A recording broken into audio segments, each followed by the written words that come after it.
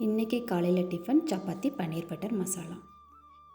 கோபம் யாருக்குமே எடுத்த உடனேயுமே கோபம் வராது. நமக்கு ஒரு சில விஷயம் பிடிக்கல அப்படின்னு நமக்கு ஃபீல் ஆகும். நம்ம அதை பற்றி ஆல்ரெடி சொல்லியிருப்போம். நம்ம சொல்லியிருப்போம், கதறியிருப்போம், எமோஷ்னலாவோ நமக்கு என்னென்ன லாங்குவேஜில் நமக்கு அதை வெளிக்காட்ட முடியுமோ அது எல்லாத்தாமே நம்ம வெளிக்காட்டியிருப்போம்.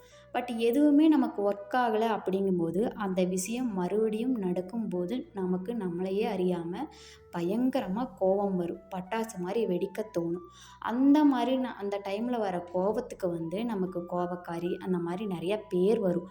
அதுவாக இருந்தாலும் நம்ம ஒரு சில விஷயம் சொல்லிகிட்ருப்போம் இல்லையா, அந்த விஷயம்லாம் அதெல்லாம் ஒன்றும் இல்லை, நீ கோபப்படுறது மட்டும்தான் தப்பு, இப்போ நீ கோபப்பட்டது தான் மிகப்பெரிய தவறு அப்படிங்கிற மாதிரி ஒரு சூழல் க்ரியேட் ஆகிருக்கும். இந்த மாதிரியெல்லாம் சுச்சுவேஷன்ஸ் யாராவது ஃபேஸ் பண்ணியிருப்பீங்க. இதை நீங்கள் எப்படி ஹேண்டில் பண்ணுறீங்க அப்படிங்கிறத எனக்கு சொல்லுங்கள்.